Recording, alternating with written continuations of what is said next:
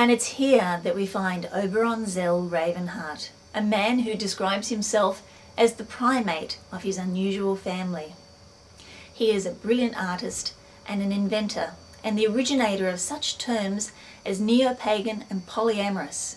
These terms have changed the way we think about our society since the 60s.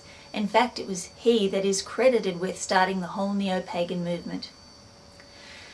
Oberon also wrote the Gaia thesis. It was this original paper that first purported and showed evidence that the Earth was in fact one living organism.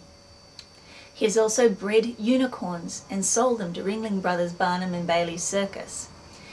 He has found funding to go in search of mermaids. And he also founded the first pagan church in the US, which was called the Church of All Worlds. This church was based on the high precepts out of a science fiction novel called Stranger in a Strange Land.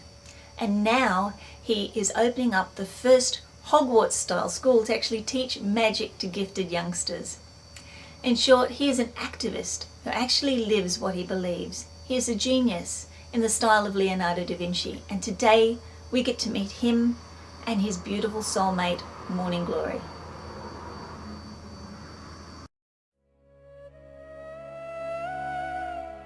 Many years ago, I was all on my own, and I had a separate life. I was a kind of a witch searching for other witches and pagans and whatnot. And this was back in the 1960s, and I did a self-initiation ritual for myself, and it was kind of an ordeal, and I dove into a pool of water and took a new name and began looking for other people of my kind. And it was a little bit of a hard search because most people were underground that were at all public.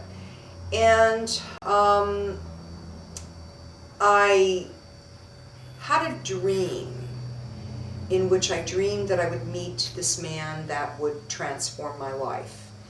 And I memorized his features because I've always been a dream worker. Mm-hmm. And I memorized his features, and I told my partner at the time about this, and of course he was a little concerned, but we've always had an open relationship, and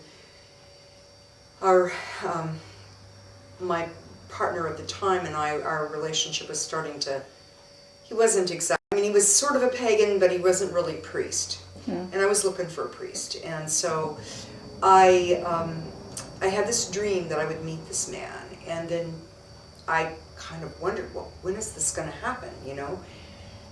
And 2 years later, I heard about the Llewellyn Publications was having a festival, and they were inviting witches and pagans and all sorts of people. And so I hitchhiked to Minneapolis from Oregon, which is quite a little journey. And I hitchhiked there, and I went into the conference, and had a membership there and met people, and I was sort of, wow, everybody's pretty straight arrows, in business suits and whatnot, and here I am, this little hippie wearing the robes and whatnot, and so I met a man there that helped give me directions, and that we just kind of connected and had a good energy together, and we kind of saw each other off and on, and he seemed a little familiar to me, and then I went to his workshop that he was giving, and realized that I had signed up for all his workshops and just on the basis of the names,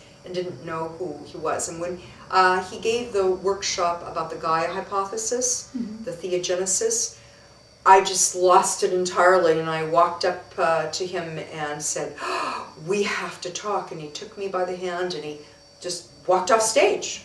And we went into a corner and took our hands together, and as we looked into each other's eyes, we dream fasted. And all of his life and all of my life just kind of poured like water into the same vessel. And I thought, this must be the man. But there were some differences that just a little bit not quite exactly like I remembered in the dream. And I was all torn up because I still had my other partner, I had a child. It was like my life was really, the goddess had really given me rolled the dice in a really complex pattern.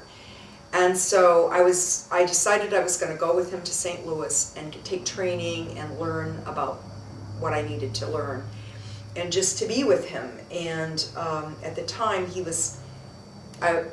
they were bringing the car up to travel and go back to St. Louis. And I picked up one of the booklets, the program booklets, and was sort of thumbing through it. And I never got one because it passed in the mail and when I was hitchhiking. And so I looked through it and I turned to the page where he was listed as a speaker.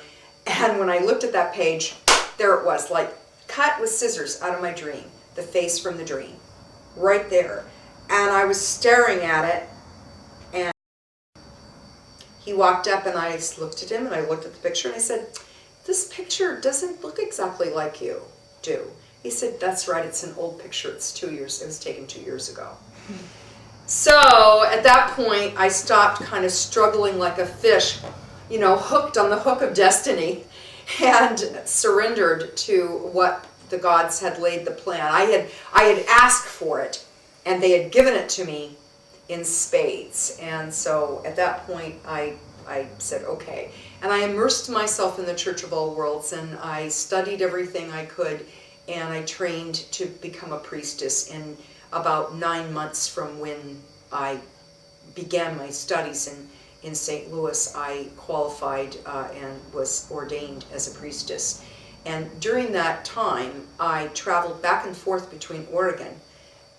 I was literally for 2 years like a commuting wife between my previous partner and our child together, and going through the process of separation and all that, and doing it in an amicable way. And then also we were hand-fasted and all that, and then eventually we got legally married. And so, but these things all were like, my life was a real crazy, crazy zoo. But it was it was my passion.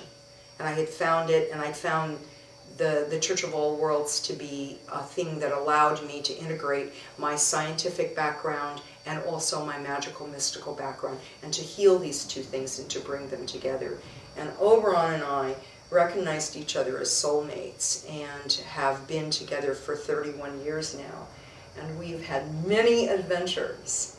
And I've managed to make my life work. And it just keeps getting more and more wild and magical. There is no end to it, from this life and many others. What she said.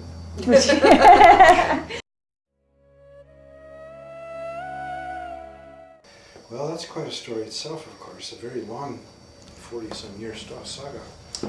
But it began, I guess, when I started college in 1961. I grew up in the 50s world that you see in all those old TV shows.